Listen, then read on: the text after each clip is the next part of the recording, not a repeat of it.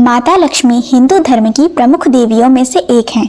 माता लक्ष्मी धन, वैभव और ऐश्वर्य की देवी कही जाती हैं। माता लक्ष्मी को प्रसन्न करने के लिए मानव तरह तरह के उपाय और पूजा अर्चना करते हैं। महाभारत में धृतराष्ट्र ने दुर्योधन को बताया कि माता लक्ष्मी किन किन घरों में प्रवेश करती हैं और व्यक्ति को क्या करना चाहिए जिससे माता लक्ष्मी उनके घर में प्रवेश करें। जय श्री कृष्णा दोस्तों, आप सभी का स्वागत है आपके अपने चैनल सनातनी फैक्ट्स में। महाभारत के 124वें अध्याय के अनुसार कौरव पांडवों के बीच राज्य का बंटवारा होने के बाद जब युधिष्ठिर ने खांडव प्रस्थ को श्री कृष्ण की कृपा से इंद्रप्रस्थ बना लिया और राजसूय यज्ञ किया तो उसमें दुर्योधन भी पहुंचे थे। राजमहल के ठाठ और यज्ञ के अवसर पर राजाओं से उपहार में प्राप्त युधिष्ठिर की श्री संपत्ति देख दुर्योधन ईर्ष्या से जल उठा। उसने अपनी मनोव्यथा पिता धृतराष्ट्र से कही तो पिता ने समझाया कि यदि तुम युधिष्ठिर की तरह संपत्ति पाना चाहते हो तो पहले तुम्हें शीलवान बनना होगा। इसलिए शीलवान के लिए इस संसार में कुछ भी असाध्य नहीं है।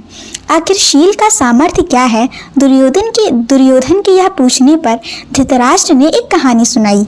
वह कुछ यूं है कि प्राचीन समय में शील का ही आश्रय लेकर दैत्यराज प्रहलाद ने देवराज इंद्र तक को अपने अधीन कर लिया था।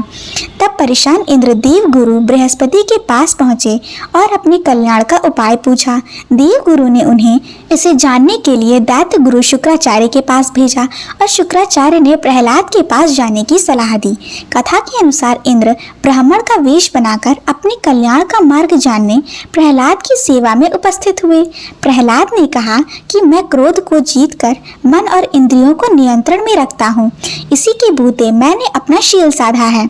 यह भी कि जैसे मधुमक्खियां शहद के छत्ते के फूलों के रस से सींचती हैं, उसी प्रकार सन्मार्ग का उपदेश देने वाले ब्राह्मण अर्थात गुणी ज्ञानी लोग शास्त्र के अमृतमय वचनों से मुझे सींचा करते हैं। जो इसी प्रकार ज्ञानियों की सलाह के अनुसार मैं कार्य करता हूँ, वह मेरी तरह त्रिलोक का राज्य पा सकता है। ब्राह्मण रूपी इंद्र से प्रसन्न प्रहलाद ने तब उनसे कोई वरदान मांगने को कहा। इंद्र तब तक जान चुके थे कि शील ही सबसे बड़ी संपत्ति है और शक्ति है। वो चतुर देवराज ने मांगा, मुझे आपका शील ही प्राप्त करने की इच्छा है, यही मेरा वर है। प्रहलाद ने स्वयं वर मांगने को कहा था और मांगने वाला कोई साधारण ब्राह्मण नहीं बल्कि इंद्र थे। यह अपनी भावुकता में जान न पाए थे, इस कारण अंततः उन्हें अपना शील इंद्र को देना पड़ा। इधर इंद्र शील लेकर लौटे और उधर कुछ ही समय बाद प्रहलाद के शरीर से एक परम कांतिमय तेज मूर्तिमान होकर प्रकट हुआ जिसने प्रहलाद के शरीर को त्याग दिया था। प्रहलाद ने उससे पूछा, आप कौन हैं? तो उसने उत्तर दिया, मैं शील हूँ। तुमने मुझे त्याग दिया है इसलिए मैं जा रहा हूँ। अब मैं उस ब्राह्मण के शरीर में निवास करूँगा जो अभी अभी यहाँ से आया है। इतना कहकर शील अदृश्य हो गया और इंद्र में समा गया। इसके बाद क्रमशः धर्म, सत्य, सदाचार और बल भी प्रकट हुए और एक एक कर प्रहलाद को त्याग कर इंद्र के शरीर में प्रवेश कर गए। इसलिए कि जहाँ शील होता है वहाँ धर्म होता है। जिसके पास धर्म रहता है वहीं सत्य रहता है। सत्य हो तभी सदाचार रहता है और सदाचार हो तभी बल टिकता है। जब सदाचार का अनुगामी बल भी प्रहलाद को त्याग कर चला गया तब अंत में एक प्रभामयी देवी प्रकट हुई जो लक्ष्मी थी। प्रहलाद ने उनके जाने का कारण पूछा तो देवी बोली, दैत्यराज, मैं बल की अनुगामिनी हूँ। मैं तुम्हारे यहाँ निवास करती थी लेकिन तुमने शील क्या त्यागा, सब तुम्हें त्याग कर चले गए। अब मैं भी जा रही हूँ क्योंकि जिसके पास शील है वही मेरा निवास स्थान है।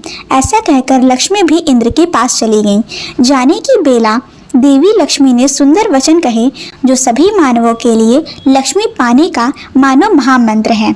वह यह है कि धर्मः सत्यम तथा वृत्तम बलम तथा अप्यहम शीलमूला महाप्राज्ञ सदा नास स्तत्र संशया। अर्थात हे महाप्राज्ञ, धर्म, सत्य, सदाचार, बल और मैं लक्ष्मी, हम सभी सदा शीलवान के पास ही रहते हैं। शील ही इन सब की जड़ है, उसमें कोई संशय नहीं है। इस कथा में व्यक्ति को लक्ष्मी प्राप्त करने के लिए कौन कौन सी गुण होने चाहिए बताए गए हैं। अगर आपको वीडियो अच्छी लगी हो तो वीडियो को लाइक, सब्सक्राइब और शेयर ज़रूर करें और कमेंट में जय माँ लक्ष्मी ज़रूर लिखें।